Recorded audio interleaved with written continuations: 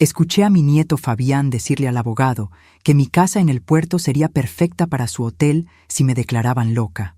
Soy Leocadia, tengo 78 años y vivo sola.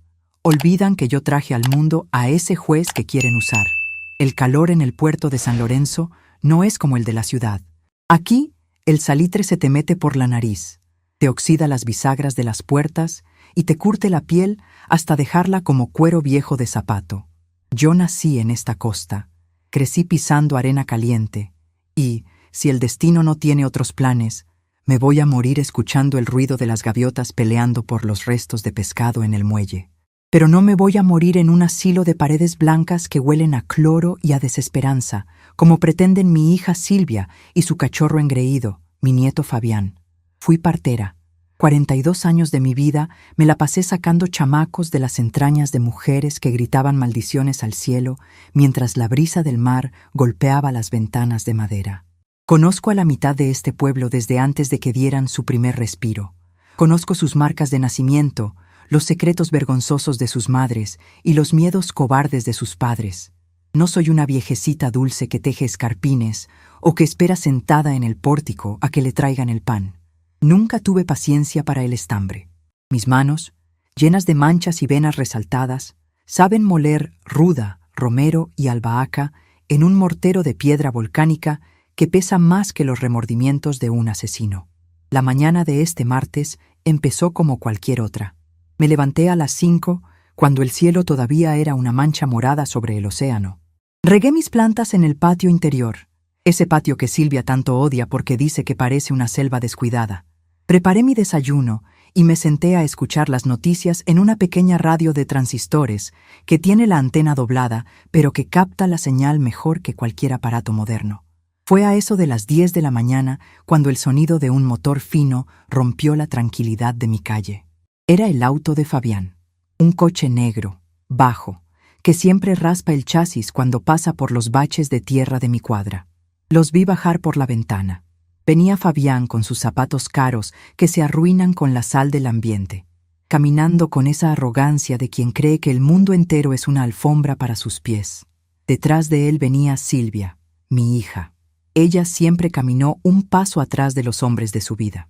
Primero de su difunto marido, y ahora de su hijo. Y con ellos venía un tercer hombre, un tipo de traje gris barato, sudando a mares, con un maletín de cuero gastado bajo el brazo.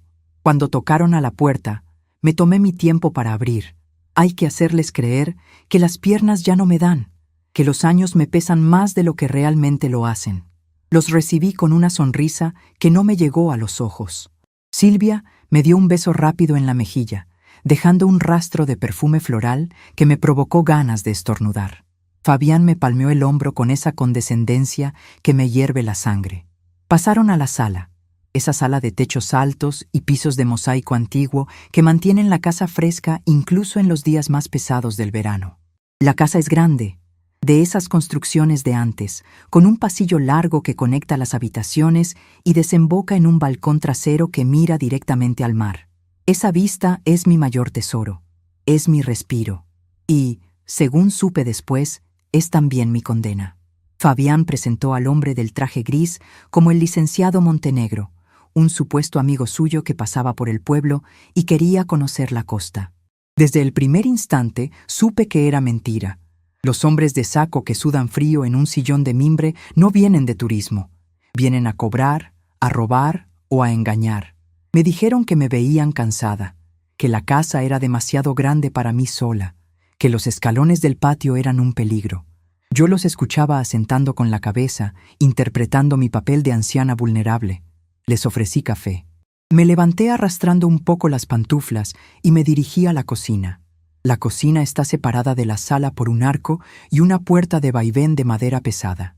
Entré y me puse a preparar la cafetera, pero tuve el cuidado de dejar la puerta entreabierta apenas un par de centímetros, lo suficiente para que el sonido se colara. Fabián pensó que el ruido del agua hirviendo y el tintineo de las tazas de cerámica iban a tapar su voz. Olvidó que una mujer que pasó 4 décadas escuchando los latidos débiles de los niños en el vientre materno tiene el oído más fino que un perro de caza. Me quedé quieta, apoyando las manos en el borde frío del fregadero de granito, Y entonces lo escuché. El abogado Montenegro habló primero, con voz rasposa. Dijo que los papeles del terreno estaban a mi nombre, sin gravámenes, limpios como el agua de la bahía. Luego habló Fabián. Su voz era rápida, ansiosa. Dijo que unos inversionistas de la capital estaban buscando terrenos frente al mar para construir un hotel boutique, que ofrecían una cantidad de dinero que marearía a cualquiera en este pueblo de pescadores. Que mi casa, por su ubicación y su tamaño, era el diamante de la corona. Silvia murmuró algo que no alcancé a entender al principio. Sonaba asustada. Luego levantó un poco la voz. Dijo que yo nunca iba a vender, que yo prefería prenderle fuego a la casa antes que dársela a unos extraños para que hicieran un hotel. Ahí fue cuando mi nieto soltó la frase que me partió el alma y me encendió la sangre al mismo tiempo. Dijo que no necesitaban que yo quisiera vender. Dijo que mi casa en el puerto sería perfecta para su hotel si me declaraban loca. El silencio en la cocina era absoluto. Solo el murmullo del agua empezando a hervir me acompañaba. Me apreté el estómago. Sentí un vacío helado, una punzada de traición que me cortó la respiración por un segundo. Mi propia hija. El niño que yo misma sostuve cuando nació y que no quería respirar hasta que le di unas palmadas en la espalda. El abogado Montenegro preguntó cómo pensaban lograrlo. Fabián lo tenía todo pensado. Recordó un incidente del mes pasado. Una tontería.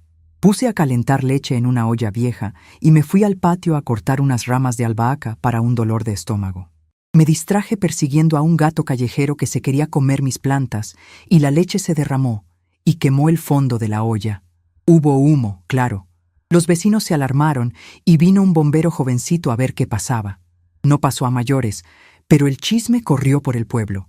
Fabián dijo que usarían eso, que argumentarían demencia senil, que Silvia, como mi única hija viva, pediría la tutela legal por mi propia seguridad, que argumentarían que yo era un peligro para mí misma y para los vecinos, que el humo de la olla quemada era la prueba de que mi mente ya no estaba en este mundo. Silvia, con su voz temblorosa de siempre, interrumpió.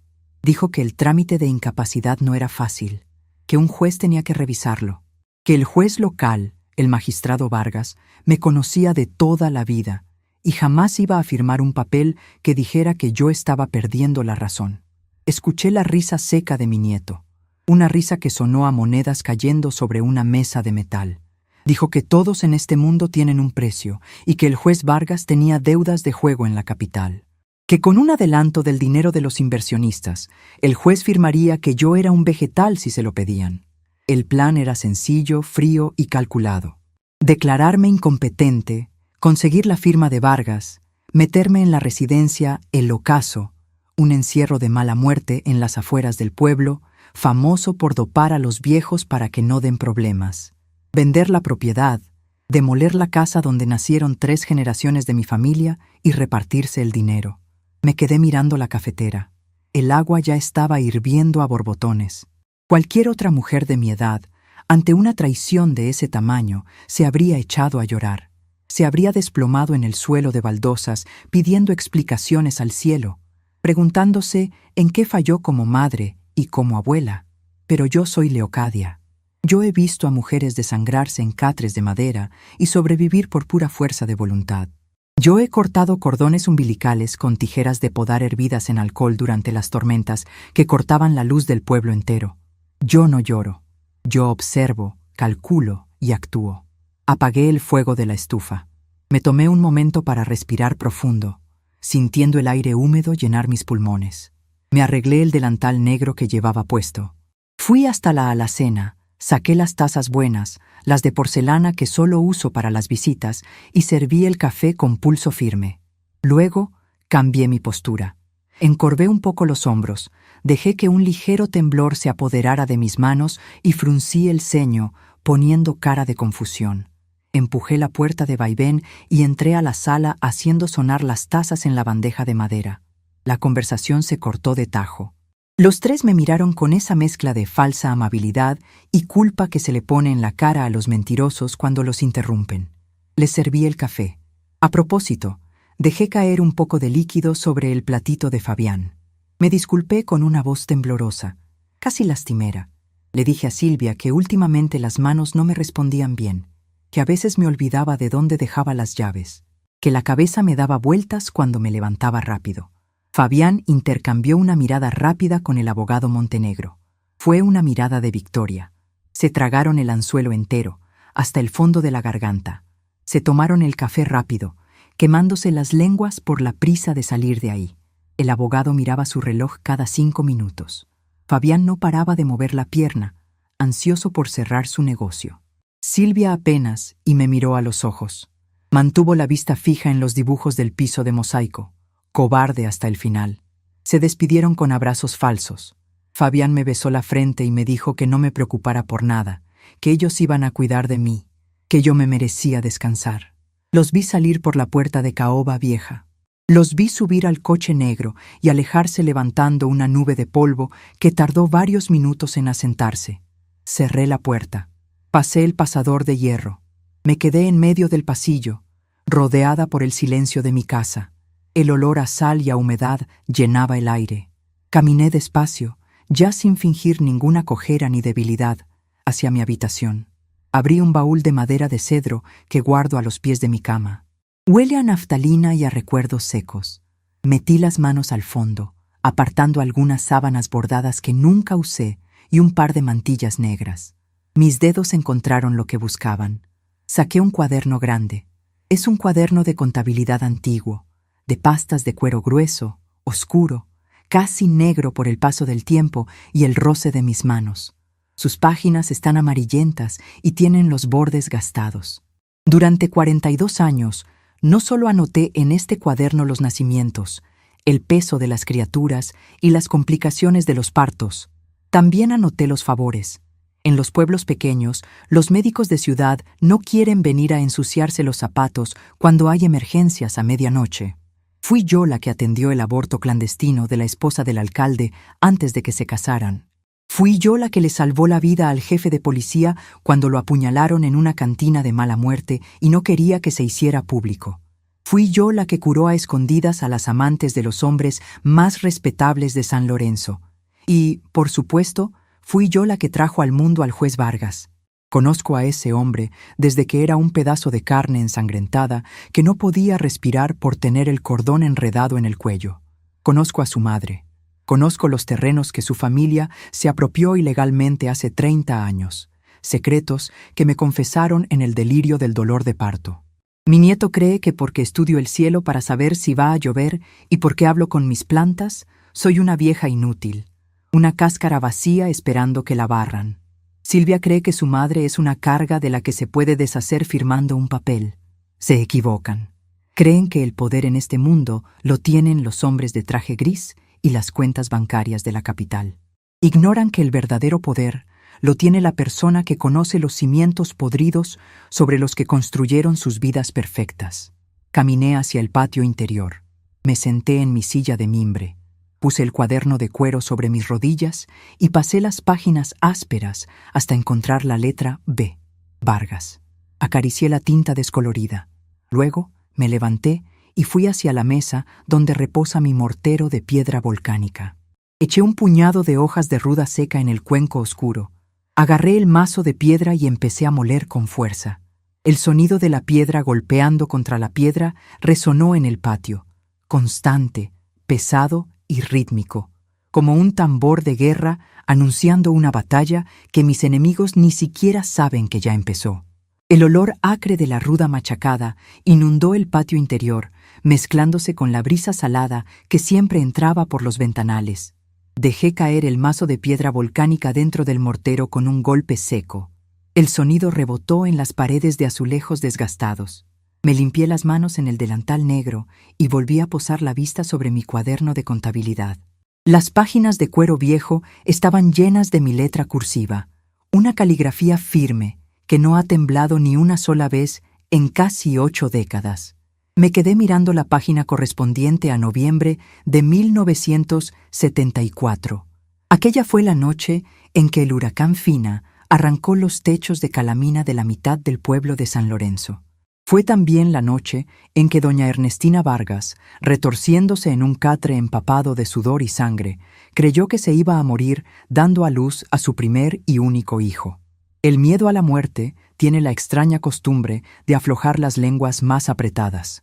Entre gritos desgarradores y suplicando perdón a un Dios que no la escuchaba por el ruido del viento, Ernestina me confesó cómo ella y su marido habían falsificado las firmas de la viuda de Martínez para quedarse con las 20 hectáreas de tierra donde hoy se levanta la finca más próspera de la región. Yo le limpié la frente con un trapo húmedo, le dije que pujara con fuerza y le traje al mundo a su niño.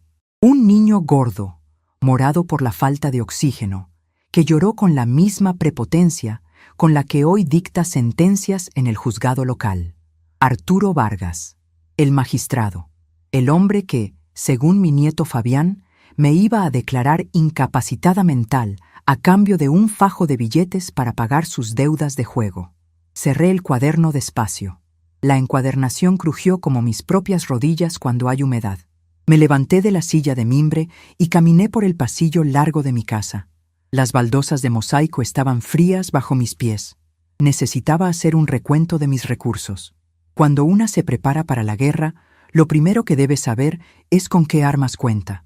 Fabián y el abogado Montenegro de traje gris barato creen que mi única defensa es la lástima. Creen que voy a buscar a un leguleyo de pueblo para que meta papeles en una oficina que huele a polvo y a burocracia. No entienden nada. Mi armería no está llena de leyes ni de apelaciones. Mi armería es este pueblo. Ser vieja en este mundo es como llevar puesta una capa de invisibilidad gruesa y pesada.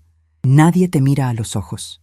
La gente joven asume que, porque caminas despacio y tienes la piel curtida como cuero de zapato, tu cerebro también se marchitó. Te hablan en voz alta, separando las sílabas, como si el paso de los años te hubiera vuelto idiota.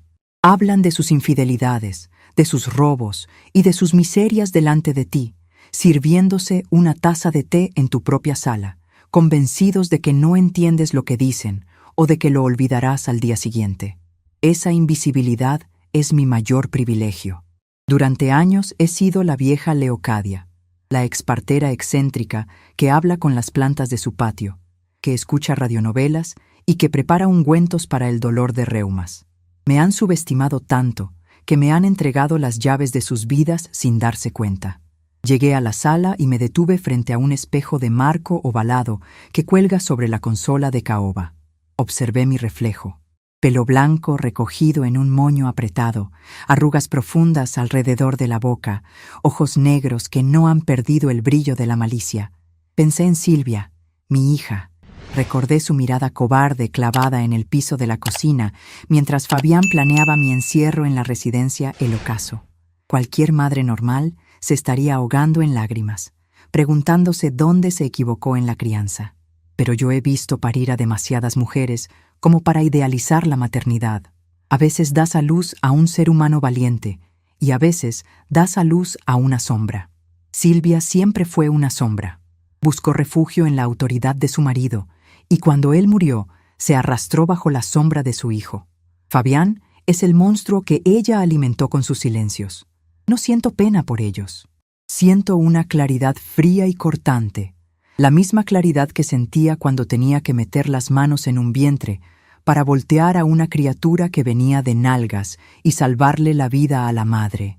El plan de Fabián era sencillo: usar el incidente de la olla de leche quemada para demostrar mi demencia, sobornar a Vargas para acelerar la tutela, encerrarme, vender la casa a los inversionistas de la capital y repartirse el botín.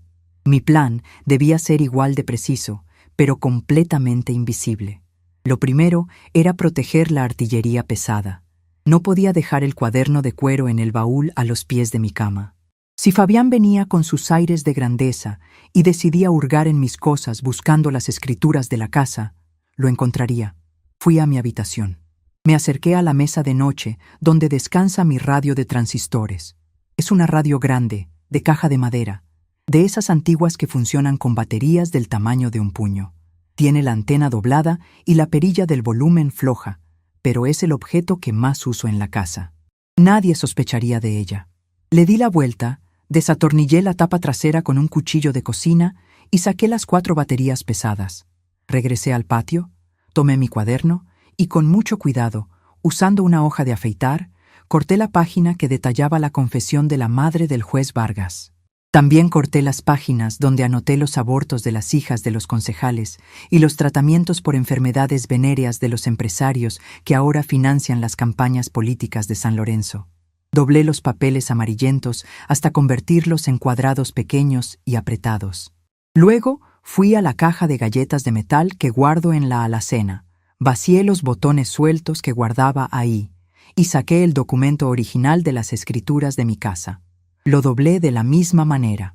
Metí todos los papeles en el compartimento vacío de la radio, acomodé las baterías encima de forma que el aparato siguiera funcionando y volví a atornillar la tapa.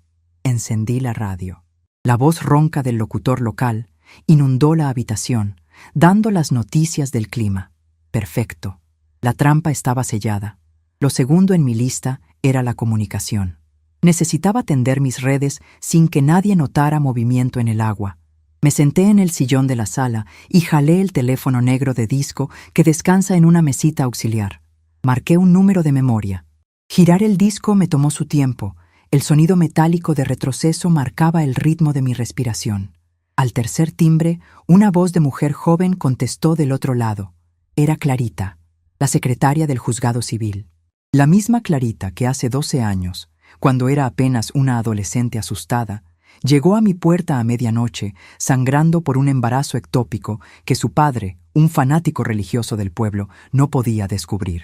Fui yo quien la subió a la parte de atrás de una camioneta prestada, la llevó al hospital de la ciudad vecina y amenazó al médico de guardia con romperle las piernas si no la operaba de inmediato bajo el diagnóstico de una apendicitis severa. Clarita me debe la vida y su reputación. Y en los pueblos costeros como San Lorenzo, esas deudas se pagan con lealtad absoluta. La saludé con mi voz habitual, ronca y pausada. Le pregunté por su madre y por sus estudios nocturnos. Ella respondió con la amabilidad y el respeto que mi propio nieto me niega. Le dije que necesitaba un favor pequeño pero discreto. Le pedí que me consiguiera una cita a solas con el juez Vargas para la mañana siguiente, antes de que él saliera a almorzar. Le aclaré que no quería que mi nombre apareciera en el libro de visitas ni en la agenda oficial. Clarita no hizo una sola pregunta. Su voz bajó un tono, volviéndose cómplice. Me dijo que el juez tenía la costumbre de encerrarse en su despacho a las 11:30 para revisar expedientes y fumar puros a escondidas de su esposa. Ella se encargaría de dejar la puerta lateral sin seguro y de mantener a los demás empleados ocupados en el archivo del sótano. Le di las gracias y colgué. El auricular pesado hizo un clic definitivo al volver a su lugar. El tercer paso era preparar el escenario para mis verdugos. Fabián y Silvia iban a necesitar pruebas para convencerse de que su plan estaba funcionando. Si yo de repente me mostraba lúcida, alerta y combativa, ellos cambiarían de estrategia. Necesitaba que se confiaran. Necesitaba que dieran un paso en falso, impulsados por su propia arrogancia. Me dirigí a la cocina. Saqué la olla vieja, la misma donde se me había quemado la leche el mes pasado, y que todavía conservaba una mancha negra en el fondo. La puse sobre la estufa apagada. A su lado, dejé un cartón de leche abierto fuera del refrigerador, como si se me hubiera olvidado guardarlo. Fui al baño y saqué un frasco de mis pastillas para la presión. Vacié la mitad de las pastillas en el inodoro y tiré de la cadena. Dejé el frasco destapado sobre la mesa del comedor, rodeado de unos cuantos vasos de agua a medio tomar. Cualquiera que entrara a la casa vería exactamente lo que Fabián quería ver. El retrato de una anciana que estaba perdiendo el hilo de la realidad, que no tomaba sus medicinas a tiempo y que era un peligro en la cocina. Terminé de preparar mi escenografía dispersando un par de mis chales por el suelo del pasillo y dejando la puerta del patio interior abierta de par en par, para que las hojas secas de las macetas entraran con el viento y ensuciaran el piso de mosaico que siempre mantengo impecable. Me paré en el centro de la sala y observé mi obra. Era un desastre calculado. Era el cebo perfecto. Sabía que Silvia no tardaría en venir a revisar cómo estaba, mandada seguramente por Fabián, para seguir documentando mi supuesta decadencia. La dejaría entrar. La dejaría ver el desorden. Actuaría distraída. Le preguntaría 2 veces la misma cosa y me quejaría de un dolor de cabeza inexistente. Le daría a mi hija la soga exacta con la que planeaba ahorcarme, sabiendo que, al final, sería ella quien terminaría con el nudo en la garganta. La tarde cayó sobre San Lorenzo. El calor pesado del mediodía se dio paso a una brisa fresca que olía a pescado frito y a humedad. Salí al balcón trasero. Me apoyé en la baranda de hierro forjado que el salitre ha ido comiendo poco a poco y me quedé mirando el océano. Las olas golpeaban contra los pilotes de madera del muelle viejo con una constancia hipnótica. Pensé en el hotel boutique que Fabián quería construir aquí. Veía en mi mente las paredes de cristal, las piscinas de borde infinito, los turistas de la capital bebiendo cócteles caros en el mismo lugar donde yo le enseñé a Silvia a caminar. Querían borrar mi historia para construir su riqueza. Querían pasarme por encima como si yo fuera un simple obstáculo topográfico. No sentía tristeza. La tristeza es un lujo que las mujeres de mi generación no aprendimos a costear. Lo que sentía era un fuego frío en el centro del pecho, un instinto de supervivencia que se había despertado después de años de letargo. Fabián había cometido el peor error que puede cometer un hombre arrogante. Había subestimado a la persona que conoce el terreno que pisa. Él miraba mi casa y veía dinero. Yo miraba a la gente de este pueblo y veía secretos. Él creía que el poder era un maletín de cuero y un abogado sudoroso. Yo sabía que el verdadero poder es saber exactamente qué cuerda jalar para que el títere adecuado empiece a bailar. Mañana me pondría mi vestido negro de los domingos. Me colgaría del brazo un bolso tejido y caminaría por las calles de tierra de San Lorenzo arrastrando un poco los pies. Llegaría al juzgado civil siendo la pobre y confundida Leocadia y entraría al despacho del magistrado Arturo Vargas. No iba a amenazarlo. No iba a levantar la voz. Solo iba a sentarme frente a su escritorio de caoba lustrada y le iba a contar una historia sobre la noche del huracán Fina, sobre su madre Ernestina, sobre una viuda estafada y sobre unos hombres peligrosos de la capital que andaban cobrando deudas de juego. Le iba a mostrar que la anciana que él creía lista para el manicomio era, en realidad, la dueña de su reputación y de su libertad. Me alejé de la baranda y volví a entrar a la casa, cerrando los postigos de madera para dejar la noche afuera. El mar estaba revuelto, anunciando tormenta, pero la verdadera tempestad no iba a llegar por la costa, sino que saldría caminando mañana por la puerta principal de mi casa. Desperté a las 6 en punto, sin necesidad de reloj.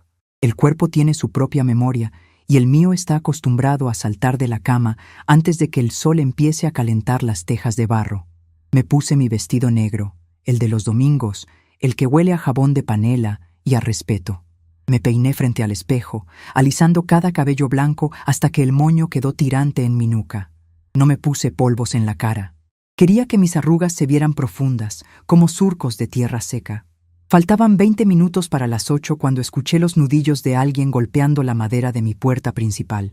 Sabía perfectamente quién era. Silvia no tiene la paciencia para esperar a que el sol suba. Caminé arrastrando mis zapatos de suela de goma, haciendo el mayor ruido posible contra el piso de mosaico. Abrí la puerta y ahí estaba mi hija. Llevaba una blusa de seda demasiado calurosa para el puerto y una sonrisa pintada que no lograba esconder la codicia en sus ojos.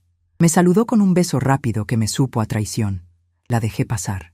Silvia dio 3 pasos dentro de la sala y se detuvo en seco.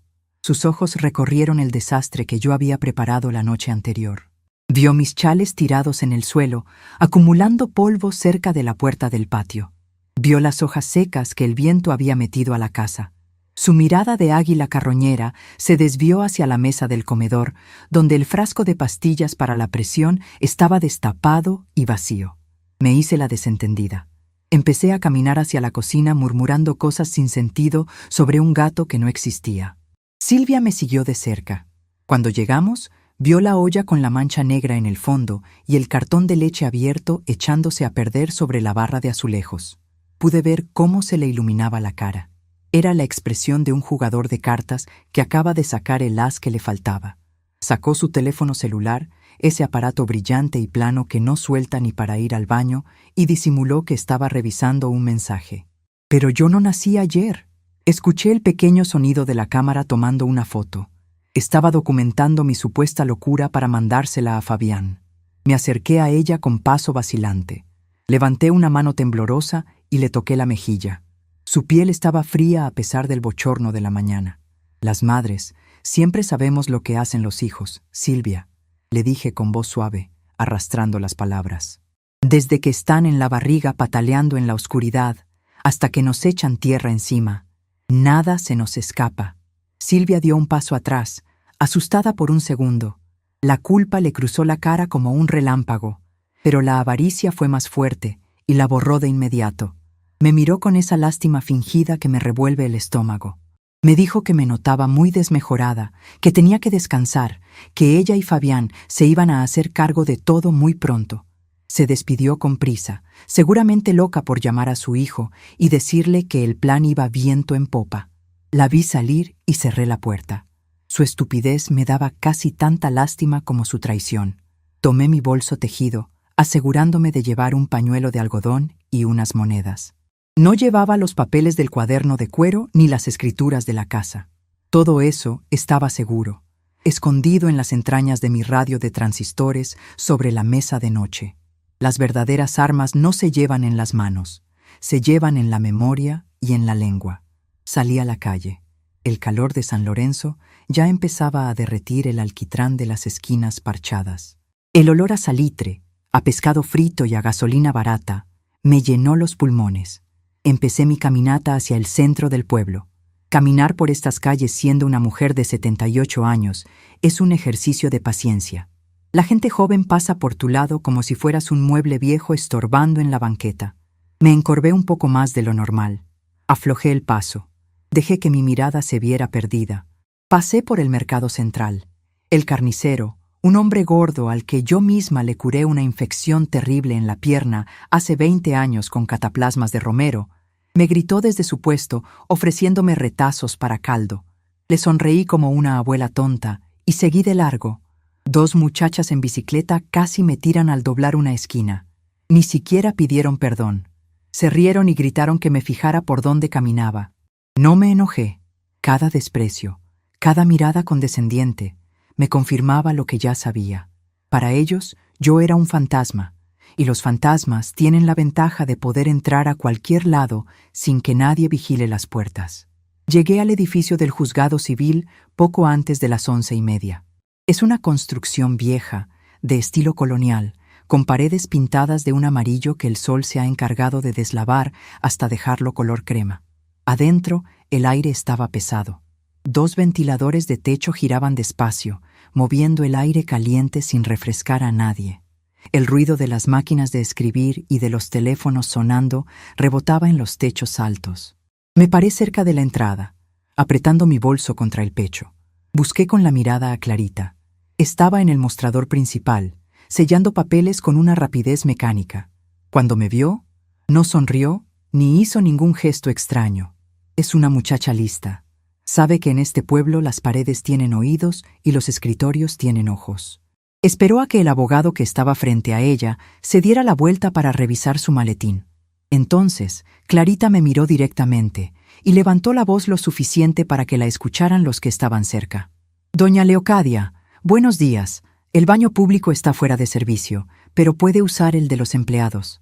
Es por el pasillo a la derecha, la última puerta antes del archivo». Asentí con la cabeza, poniendo cara de agradecimiento infinito. Empecé a caminar por el pasillo estrecho. La luz aquí era más tenue. Pasé frente al baño de empleados y seguí caminando hacia el fondo. Había una puerta de madera oscura, pesada, con una placa dorada que decía «Magistrado Arturo Vargas». A un lado había una puerta más pequeña, sin letrero. Era la entrada lateral, la que usan para meter el café y los expedientes confidenciales. Empujé la perilla de metal. Clarita había cumplido su palabra. La puerta cedió sin hacer ruido. Entré a un pequeño cuarto de servicio lleno de cajas de cartón y carpetas apiladas. Olía a papel viejo y a tabaco barato. Frente a mí, otra puerta conectaba directamente con el despacho principal del juez. Podía escuchar el sonido de las hojas al pasar y la respiración pesada de un hombre que no hace ejercicio. Abrí la puerta de golpe, sin tocar. El magistrado Arturo Vargas estaba sentado detrás de un escritorio de caoba inmenso. Era un hombre gordo, con la cara roja y brillante por el sudor. Tenía la corbata aflojada y un puro a medio fumar en la mano derecha.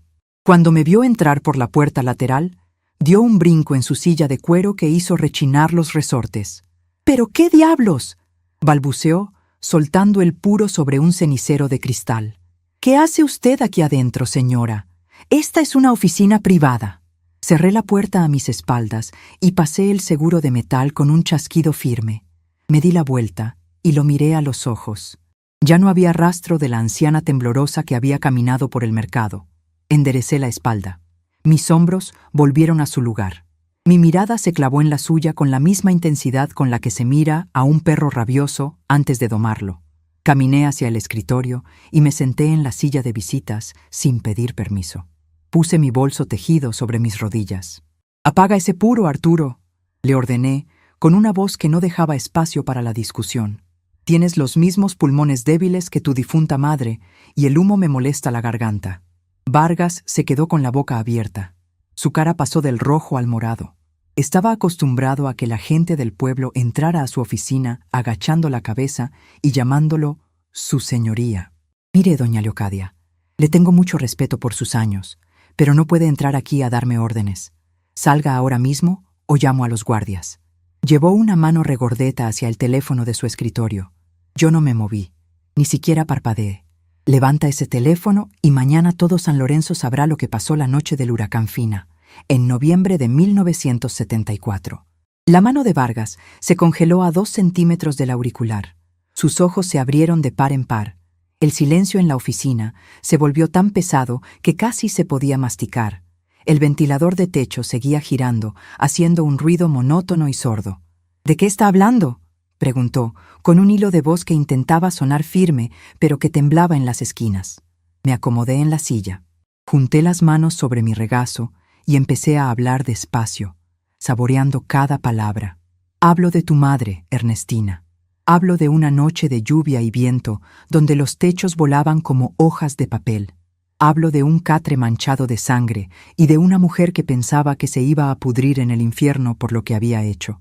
Yo estaba ahí, Arturo. Yo te saqué de sus entrañas cuando te estabas ahogando con tu propio cordón, y antes de que dieras tu primer grito en este mundo, tu madre me escupió todos sus pecados». Vargas tragó saliva con dificultad. Se dejó caer lentamente contra el respaldo de su silla. «Yo sé todo sobre las 20 hectáreas de la finca donde vives, Arturo», continué, bajando el tono de voz hasta convertirlo en un susurro afilado. «Sé cómo tu padre falsificó las firmas de la viuda de Martínez. Sé a qué notario le pagaron para alterar los registros. Sé dónde enterraron los documentos originales para que nadie los encontrara. Lo tengo todo anotado en un cuaderno de contabilidad que está muy bien escondido. Un cuaderno que, si a mí me pasa algo, o si yo termino encerrada en un asilo, va a llegar directamente a las manos del gobernador en la capital». El juez empezó a sudar a mares. Sacó un pañuelo arrugado de la bolsa de su pantalón y se secó la frente. Toda su arrogancia de magistrado se había escurrido por el piso de madera de su oficina. Ahora solo era un niño asustado frente a la partera que le conocía las miserias. «Eso fue hace mucho tiempo», intentó defenderse, casi suplicando. «Son historias de viejas, nadie le creería. Los delitos prescriben». Solté una risa corta y seca, una risa que no tenía nada de alegría. En los tribunales tal vez, pero en los pueblos la vergüenza no prescribe nunca. Si esa historia sale a la luz, perderás tu puesto, perderás la finca, y lo más importante, Arturo, perderás tu forma de pagar. Esas deudas de juego que te tienen con el agua hasta el cuello en la capital. Sé muy bien a quién le debes, Arturo, y esa gente de la ciudad no manda citatorios formales cuando quiere cobrar. Esa gente manda cobradores que te rompen las rodillas y te quitan hasta la camisa. Si la historia de tu finca robada llega a oídos del gobernador, te van a quitar tu puesto de magistrado. Y sin tu sueldo y sin tu poder, vas a ser un pedazo de carne tirado en la calle para esos perros hambrientos». El magistrado Vargas se desinfló en su silla como un globo viejo. El color morado de su cara desapareció, dejando paso a una palidez de cera, de esas que solo le he visto a los muertos cuando ya llevan un par de horas en la plancha. Abrió la boca para decir algo, pero no le salió la voz. Sus ojos saltones me miraban con terror puro. Era el mismo terror que debió sentir su madre aquella noche de huracán. Me incliné un poco hacia adelante, apoyando mis manos nudosas sobre el borde de su escritorio de caoba. No te voy a pedir dinero, Arturo. Yo no soy una extorsionadora vulgar como los de traje gris que andan rondando por ahí, le dije, bajando la voz hasta convertirla en un murmullo frío. Lo único que quiero de ti es que hagas tu trabajo, pero lo vas a hacer exactamente como yo te lo diga. Vargas asintió con la cabeza, tragando saliva con tanto esfuerzo que se le marcó la nuez en la garganta gruesa. Lo que usted mande, doña Leocadia. Lo que usted mande. Le di mis instrucciones, claras y precisas como los cortes de un bisturí. Le dije que iba a rechazar cualquier papel que insinuara que yo no estaba en mis cabales. Le ordené que llamara a mi hija Silvia y a mi nieto Fabián esa misma tarde, que les dijera que el trámite estaba listo, que ya tenía los documentos preparados para la firma de incapacidad y que los citara en este mismo despacho a las 10 de la mañana del día siguiente. Y quiero que yo esté presente, Arturo. Pero me vas a dejar sentada en esa silla de la esquina, la que queda medio a oscuras detrás del archivero. Cuando ellos entren, tú vas a hacer el teatro de tu vida. Les vas a dejar claro quién manda en San Lorenzo. Y si se te ocurre traicionarme o darles una sola señal, te juro por la memoria de mi madre que mañana en la tarde todo el pueblo sabrá lo que hizo Ernestina, y tus cobradores tendrán la dirección exacta de tu finca. Vargas se secó el sudor de la frente con la manga de su camisa cara, manchando la tela de humedad. Juró por todos los santos que haría exactamente lo que yo le pedía. No me quedé a escuchar sus lamentos. Me levanté, me acomodé el vestido negro, tomé mi bolso tejido y salí por la misma puerta lateral por la que había entrado. El camino de regreso a mi casa fue distinto. El sol del mediodía caía a plomo sobre las calles de tierra y asfalto derretido, pero yo no sentía calor. Sentía una brisa fresca por dentro, una claridad en la mente que me quitó 20 años de encima. Pasé por el mercado y caminé erguida. Ya no me importaban las bicicletas ni las miradas de los jóvenes. Había dejado de ser el fantasma del pueblo para convertirme en la dueña del tablero. Esa noche dormí como no lo hacía en años, sin dolores en las articulaciones, sin sobresaltos. Me arrulló el sonido del mar golpeando contra los pilotes de madera del muelle viejo. Pensé en Silvia y en Fabián.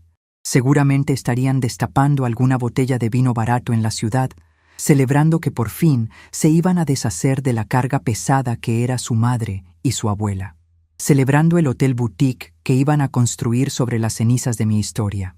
Dejé que soñaran. El golpe siempre duele más cuando te caes desde lo más alto de tu propia arrogancia. La mañana siguiente amaneció nublada, con ese olor a mar de fondo que avisa que la marea va a estar brava. Me vestí con calma. Me puse una blusa de algodón blanco, impecable, y una falda oscura. Me peiné el cabello hacia atrás, pero esta vez no me encorvé frente al espejo. Me miré a los ojos y vi a la partera que había sacado a la mitad de San Lorenzo de la oscuridad.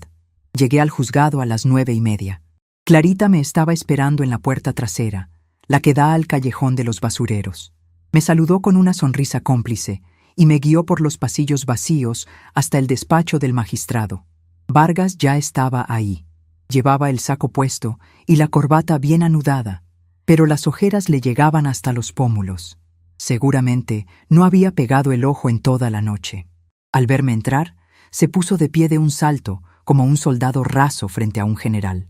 Le hice una señal con la mano para que se sentara y me fui directo a la silla que le había indicado el día anterior. Era un asiento de cuero pesado, ubicado en un rincón donde la luz de la ventana no llegaba del todo.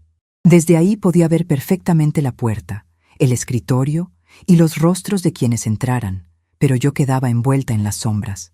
A las 10 en punto, la puerta principal del despacho se abrió de par en par. Entró mi nieto Fabián, caminando como si fuera el dueño del edificio. Llevaba unos pantalones de lino claro y una camisa abierta en el pecho, luciendo una cadena de oro delgada que brillaba con el poco sol que entraba por la ventana. Detrás de él venía el abogado Montenegro, apretando su maletín gastado contra el cuerpo, sudando igual que la primera vez que lo vi. Y al final entró Silvia. Mi hija llevaba un vestido elegante y miraba hacia todos lados con esa mezcla de superioridad y nerviosismo que siempre la ha caracterizado. Ninguno de los tres me vio. Sus ojos estaban clavados en el magistrado y en los papeles que descansaban sobre el escritorio de caoba. «Magistrado Vargas, qué gusto saludarlo», dijo Fabián, extendiendo una mano que Vargas tardó un segundo de más en estrechar. «Venimos por lo que acordamos por teléfono. Supongo que los trámites para la tutela de mi abuela ya están listos.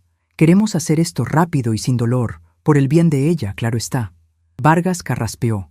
Se acomodó los lentes sobre la nariz y miró a Fabián con una dureza que, de no saber yo la verdad, hasta me habría parecido genuina. «Tomen asiento, por favor», indicó el juez con voz ronca. Los tres se sentaron en las sillas frente al escritorio, dándome la espalda. Yo no hacía ruido. Mi respiración era lenta, pausada. Era como observar a 3 ratones metiéndose solitos en la trampa, atraídos por el olor del queso fresco. «Licenciado Montenegro», empezó Vargas, dirigiendo su mirada al hombre del traje gris. «Revisé la documentación que usted ingresó ayer por la tarde. El informe sobre el incidente de la olla quemada, las fotografías del supuesto desorden en la casa de la señora Leocadia y la petición formal de incapacidad firmada por la señora Silvia. Todo está en orden, señor juez», se apresuró a decir el abogado, pasándose un pañuelo por la frente. «Como podrá ver, la anciana ya no puede valerse por sí misma. Es un peligro inminente. Nuestro cliente, el señor Fabián, está dispuesto a hacer una donación generosa al Fondo de Mejoras del Tribunal, tal como lo conversamos en privado, para agilizar este penoso asunto». El silencio que siguió a esa declaración fue pesado. Vargas me lanzó una mirada rápida, casi imperceptible, hacia mi rincón oscuro. Yo solo incliné levemente la cabeza. Era la señal. El juez agarró la carpeta manila que tenía frente a él, la levantó a la altura de su pecho y con un movimiento brusco la dejó caer de golpe contra la madera del escritorio. El ruido resonó en el despacho como un disparo.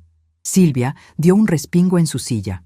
«Lo que usted me está proponiendo, licenciado Montenegro, es un soborno descarado», bramó Vargas, alzando la voz con una autoridad fingida que le salía bastante bien.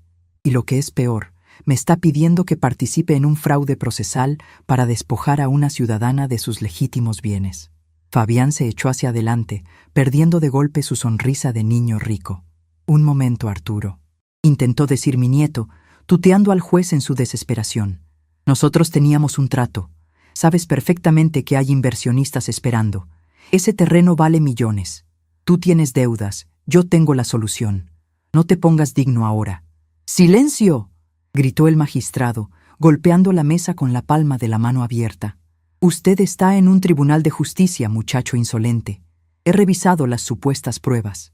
Una olla quemada y un par de pastillas tiradas no son evidencia de demencia senil.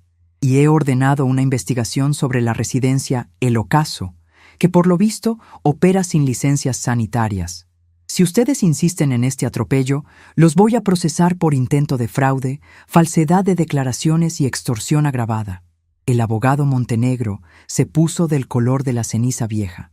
Sabía perfectamente que en un pueblo pequeño, si el juez te pone el dedo encima, no hay amparo en la capital que te salve de pasar una buena temporada en la cárcel local, rodeado de criminales a los que tú mismo encerraste. Se levantó de la silla de un salto, agarrando su maletín como si fuera un salvavidas. «Yo no tengo nada que ver con esto, su señoría», tartamudeó el cobarde, retrocediendo hacia la puerta. «Yo solo fui contratado como asesor externo. No sabía de ningún soborno. Con permiso». Montenegro salió corriendo del despacho sin mirar atrás, dejando a Fabián y a Silvia solos frente al precipicio. Mi nieto se puso rojo de rabia, las venas del cuello se le saltaron. Se levantó de la silla y apuntó a Vargas con el dedo índice, perdiendo por completo los estribos. «Eres un maldito traidor, Vargas. Te voy a hundir. Voy a hablar con mis contactos en la ciudad y te voy a quitar esa bata de juez que te queda grande. Esa vieja loca es mi abuela y yo voy a hacer con ella y con su casa lo que me dé la gana». Fue entonces cuando decidí que la función había terminado. Apoyé las manos en los reposabrazos de mi silla de cuero y me puse de pie. El cuero rechinó en el silencio de la oficina. Di 2 pasos lentos hacia la luz, saliendo de las sombras del rincón. «Con la única persona con la que vas a hacer lo que te dé la gana es contigo mismo, chamaco estúpido», dije, con una voz que cortó el aire caliente de la habitación como un machete recién afilado. Fabián y Silvia se giraron al mismo tiempo. Al verme ahí, de pie, erguida, con la mirada fría y sin un solo rastro del temblor fingido de los días anteriores, se quedaron petrificados.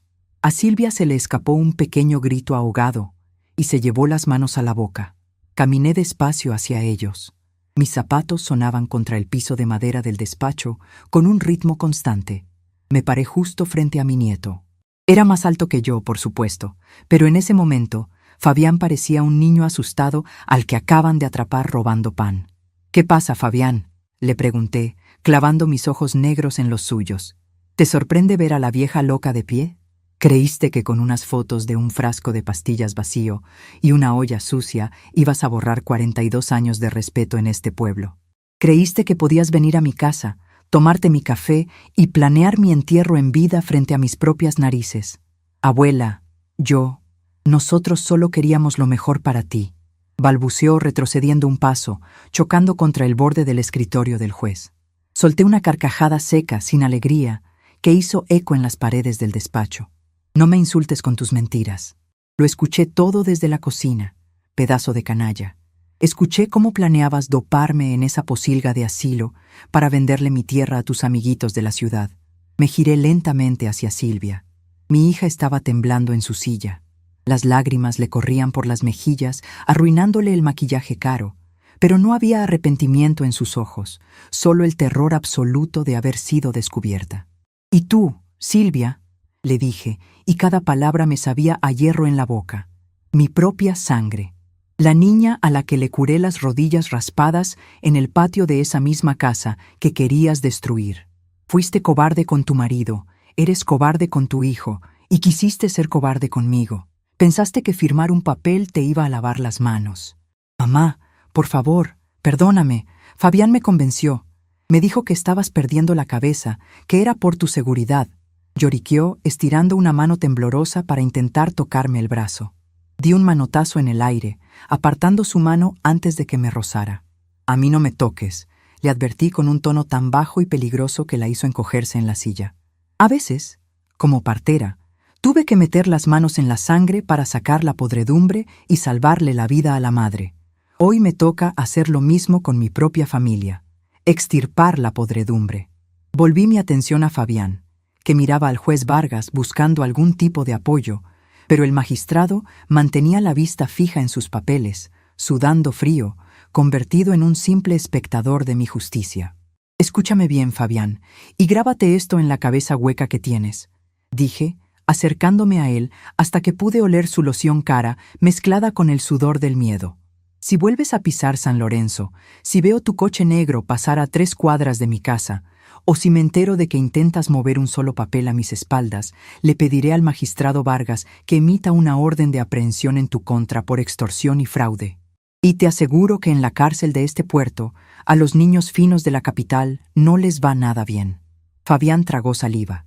Toda su prepotencia, todos sus aires de empresario exitoso, se habían desmoronado bajo el peso de su propia estupidez. No dijo nada. Asintió levemente con la cabeza mirando el piso, derrotado por completo. «Y en cuanto a ti, Silvia», continué, sin mirarla directamente, porque ya no soportaba ver la cobardía en su rostro. «La puerta de mi casa está cerrada para ti.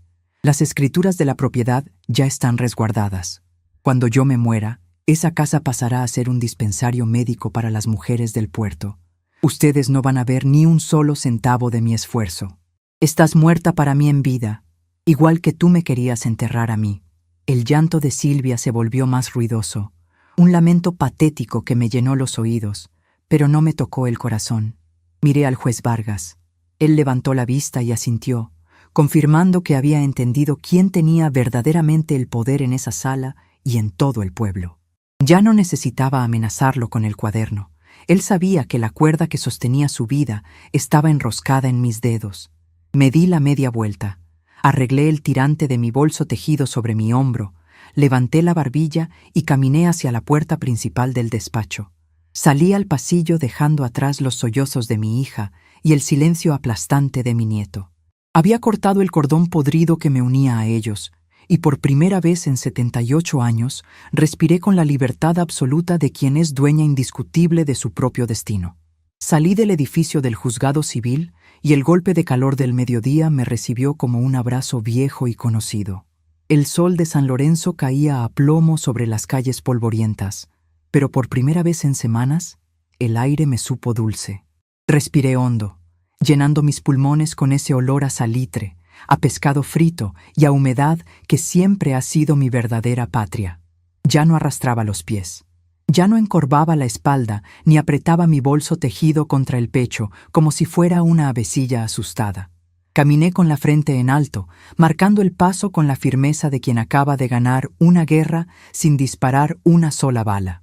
Al cruzar la plaza principal, pasé de nuevo frente al mercado. El mismo carnicero gordo que horas antes me había ofrecido retazos para caldo con voz de lástima, se quedó callado al verme pasar. No sé qué le dijo su instinto, o si la simple forma en que yo pisaba el asfalto derretido le avisó que la anciana despistada había desaparecido. Solo sé que bajó el cuchillo ensangrentado que tenía en la mano y me hizo un leve asentimiento con la cabeza. Le devolví el gesto con una mirada seca y seguí mi camino. Los fantasmas, cuando deciden volver a hacerse de carne y hueso, exigen respeto sin necesidad de abrir la boca. Llegué a mi casa, empujé la puerta de caoba pesada y pasé el pasador de hierro. El silencio me envolvió de inmediato, pero ya no era un silencio de espera ni de soledad. Era el silencio de la victoria. Fui directo a la sala. Mi escenografía del desastre seguía ahí, tal como la había dejado para engañar a Silvia. Los chales tirados en el piso, las hojas secas que el viento había metido por el patio, el frasco de pastillas vacío sobre la mesa del comedor. Me reí sola, una risa ronca que me raspó la garganta, pero que me calentó el pecho. Qué fácil es engañar a los que se creen superiores. Qué sencillo es hacer caer a los soberbios cuando ellos mismos te construyen la trampa. Me quité los zapatos de salir, me puse mis pantuflas de suela dura y agarré la escoba de vara. Barrí cada hoja seca, recogí mis chales y los sacudí con fuerza antes de guardarlos en el baúl. Fui a la cocina, tomé la olla con el fondo quemado de leche, esa misma olla que iba a ser mi boleto de entrada a un manicomio, y la tallé con fibra de metal y jabón de pasta hasta que el aluminio volvió a brillar. Tiré el cartón de leche echada a perder a la basura. Limpié la barra de azulejos. Borré cualquier rastro de debilidad de mi casa, igual que acababa de borrar a mi familia de mi vida. Esa tarde me preparé un café negro, fuerte, sin azúcar, y me senté en mi silla de mimbre en el patio interior. Miré mis plantas, la ruda, el romero, la albahaca, todas verdes, todas vivas porque yo me encargo de arrancarles las hojas marchitas para que no le roben la fuerza a los tallos sanos. Así es la naturaleza y así tiene que ser la vida. Cualquiera en el pueblo diría que una madre no puede hacerle eso a su propia hija. Las mujeres de mi generación fuimos criadas con la mentira de que la sangre es una cadena sagrada que tienes que arrastrar hasta la tumba, sin importar cuánto te lastime. Te dicen que tienes que perdonar los desprecios, los robos y las traiciones, solo porque salieron de tus entrañas. Pero yo pasé 42 años sacando criaturas de las barrigas de otras mujeres. Yo sé mejor que nadie que a veces, cuando el cordón umbilical viene enredado en el cuello y está asfixiando a la criatura, tienes que meter las tijeras y cortar rápido y sin piedad para salvar la vida. Eso fue lo que hice en el despacho del juez. Corté el cordón podrido que me unía a Silvia y a su cachorro engreído. Y no sentí ni una sola gota de remordimiento. Sentí paz. Pasaron 3 días sin que el teléfono negro de disco sonara una sola vez. Ninguna llamada de disculpa, ningún intento de negociación. Fabián debió regresar a la capital con el rabo entre las piernas, aterrorizado por la amenaza de la cárcel, y Silvia debió encerrarse en su casa a llorar su derrota. Mejor así. El jueves por la mañana, la verdadera transformación de mi vida empezó a tomar forma. No me iba a quedar de brazos cruzados, esperando a que el tiempo me consumiera. Había lanzado una promesa en la oficina de Vargas, y yo soy una mujer de palabra. Llamé a Jimena, una abogada joven del pueblo. Yo la vi nacer en una noche de tormenta eléctrica hace 30 años, y sabía que era una mujer derecha, sin los vicios de los licenciados de traje gris que sudan en los sillones. Jimena llegó a mi casa con una libreta de notas y un respeto genuino en los ojos. Nos sentamos en el comedor y le expliqué mi plan. No iba a esperar a morirme para que mi casa se convirtiera en un dispensario médico. Las viudas, las madres solteras y las muchachas asustadas de San Lorenzo necesitaban un refugio hoy, no dentro de 10 años. Le pedí a Jimena que redactara un fideicomiso blindado. Las escrituras de la propiedad pasarían a nombre de una fundación que yo misma iba a presidir hasta el último de mis días. Nadie podría vender esta casa. Nadie podría demoler sus techos altos, ni tirar sus pisos de mosaico para construir un hotel con albercas de cristal. Jimena tomó nota de todo, maravillada por la claridad de mis ideas. Cuando llevó los papeles al juzgado civil para legalizarlos, me contó que el magistrado Arturo Vargas estampó su firma y su sello en tiempo récord. El hombre no hizo ni una sola pregunta. Estaba tan aterrorizado de que yo abriera la boca sobre los terrenos robados de su madre, que incluso mandó a decir con la abogada que el trámite no tenía costo, que era una cortesía del tribunal. La cortesía del miedo es el regalo más sincero que te puede dar un cobarde. Esa misma semana, los cambios físicos en mi calle comenzaron a notarse. Una mañana me despertó el ruido de maquinaria pesada. Me asomé por la ventana y vi a una cuadrilla de trabajadores del municipio tapando los baches de tierra de mi cuadra, echando asfalto nuevo y arreglando las banquetas. Vargas estaba enviando ofrendas de paz. Quería mantenerme contenta. Quería demostrarme que él sabía perfectamente quién mandaba ahora. Los vecinos salieron a mirar, sorprendidos porque llevaban 15 años pidiendo que arreglaran esa calle sin que nadie les hiciera caso. Yo solo cerré la cortina y me fui a regar mis helechos. Para el final del mes, la parte delantera de mi casa ya estaba transformada. Vacié la sala grande y la habitación de invitados. Vendí los muebles viejos que no usaba y con mis propios ahorros compré 2 camillas de examinación, vitrinas de metal para medicinas y sillas cómodas para la sala de espera. Contraté a un médico joven que acababa de llegar al pueblo, un muchacho con ganas de trabajar y sin ínfulas de grandeza, y a un par de enfermeras locales. El refugio de San Lorenzo abrió sus puertas un martes. No hubo corte de listón ni discursos políticos. Simplemente abrimos la puerta pesada de madera y dejamos que las mujeres entraran. Fue como si el pueblo entero hubiera estado aguantando la respiración y de repente pudiera volver a jalar aire. Llegaron muchachas pidiendo pastillas para no llenarse de hijos antes de los 20 años. Llegaron mujeres mayores con dolores en los huesos buscando un lugar donde no las trataran como un estorbo. Llegaron madres con niños ardiendo en fiebre en la madrugada. Yo no daba consultas médicas, para eso les pagaba a los jóvenes. Pero me sentaba en mi mecedora en la esquina de la sala de espera, tejiendo no por paciencia, sino por mantener las manos ocupadas. Observaba todo, escuchaba todo. A veces, alguna mujer se sentaba a mi lado, me tomaba de la mano manchada por la edad y me contaba sus penas.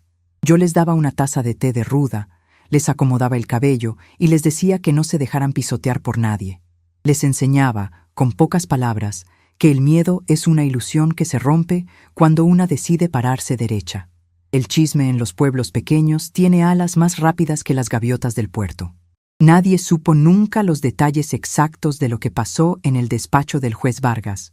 Nadie supo de la extorsión de Fabián ni de la cobardía de Silvia. Pero la gente no es tonta. Vieron que mi nieto y mi hija desaparecieron de San Lorenzo como si se los hubiera tragado la tierra. Vieron que yo convertí mi propiedad en un bastión de poder. Vieron el respeto servil con el que los empleados del municipio barrían mi calle todos los días. Empezaron a mirarme con una mezcla de reverencia y precaución. Las muchachas en bicicleta que antes casi me atropellaban, ahora se bajaban a la banqueta para dejarme pasar. Los comerciantes del mercado me guardaban la mejor fruta sin que yo se los pidiera. Dejé de ser la vieja Leocadia, la expartera invisible, para convertirme en la matriarca silenciosa del puerto, la mujer a la que nadie, absolutamente nadie, se atrevía a contrariar. Ser vieja no es una maldición, como intentaron hacerme creer mi hija y mi nieto.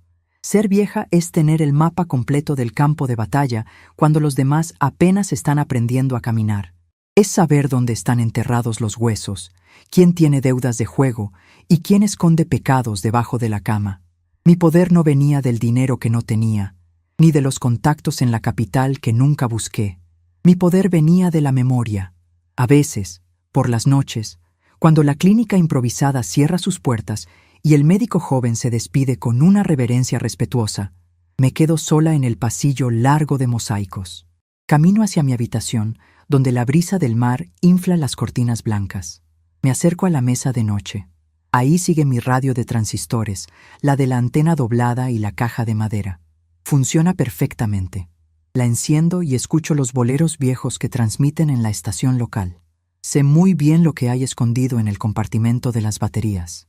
Los papeles amarillentos cortados con navaja, las escrituras originales, el peso de los secretos de la madre del juez Vargas y de medio pueblo.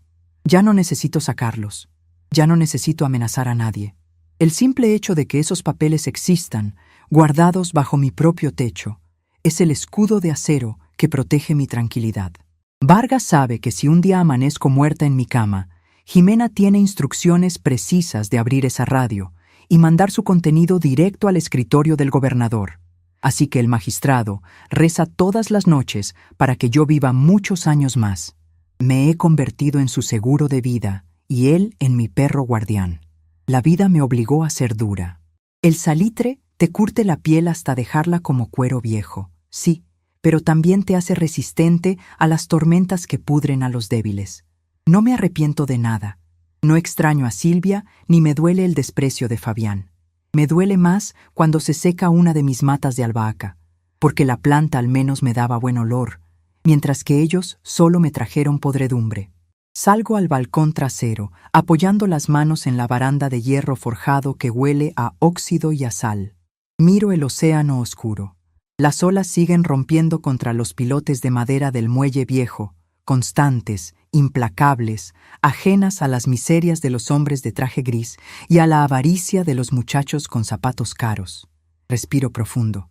El viento me alborota los cabellos blancos que ya no me molesto en apretar en un moño perfecto. Sonrío mostrando mis propios dientes, sintiendo el peso de mis 78 años no como una carga, sino como una corona invisible que me gané a pulso. Ya no hay nadie que camine un paso delante de mí, ni sombras bajo las cuales refugiarme. El mar sigue rugiendo con la fuerza de siempre, pero ahora yo sé que no hay tempestad en este mundo capaz de arrancar las raíces de una mujer que aprendió a ser su propia tormenta.